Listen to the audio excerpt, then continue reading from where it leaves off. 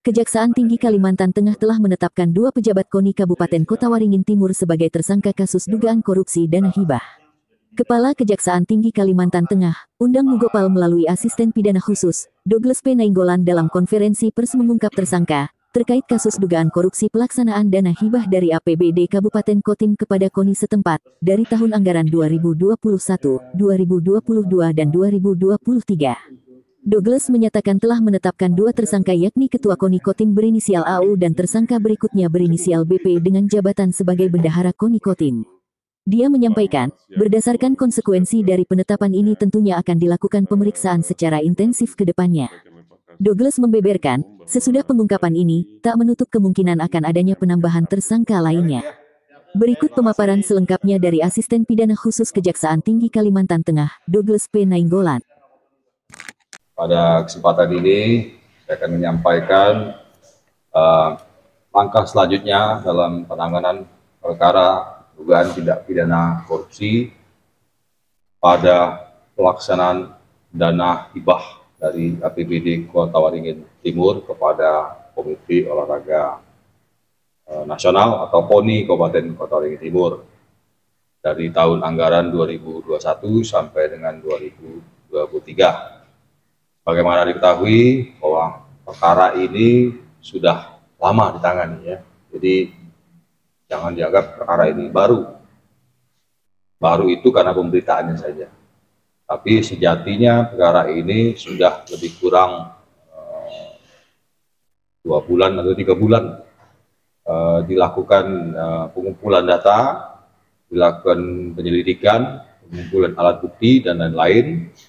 Kemudian pada tanggal 8 Mei kemarin ditingkatkan statusnya menjadi penyidikan. Jadi bukan ujuk-ujuk langsung penyidikan. Tentunya ada langkah-langkah yang harus ditempuh sebelum dilakukan tindakan penyidikan tersebut.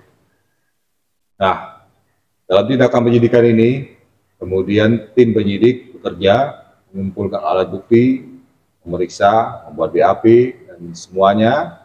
Dan kemarin kita sudah melakukan ekspos internal yang dihadiri oleh pimpinan beserta seluruh jaksa, dan kita menemukan bahwa dalam dugaan tindak pidana ini kita sudah menemukan tersangkanya. Tindak pidana tersebut tentunya sebelum menemukan tersangkanya kita lakukan adalah membuat terangnya. Jadi kita buat terang tindak pidana yang terjadi dulu, kemudian menemukan tersangkanya. Nah,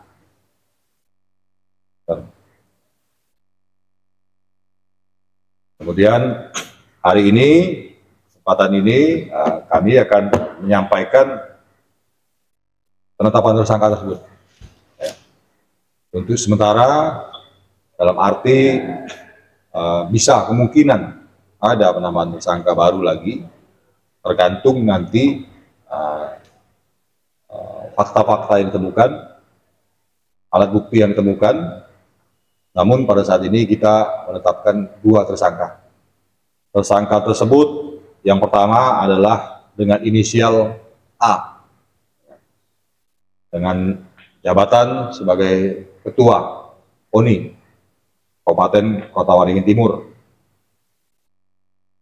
Kemudian tersangka berikutnya dengan inisial BP dengan jabatan sebagai Bendaharawan KONI dari tahun 2021 sampai dengan 2023. Konsekuensi dari penetapan ini tentunya akan dilakukan pemeriksaan segera mungkin dalam waktu ke depan dan segera dilakukan pemberkasan, dan mungkin juga tergantung nanti usulan dari tim penyidik apakah akan dilakukan upaya hukum yang lainnya.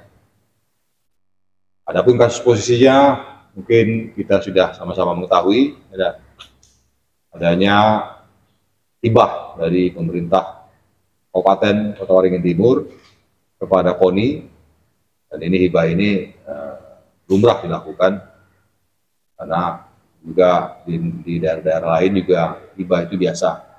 Cuman dalam hal ini kita fokus pada pelaksanaannya.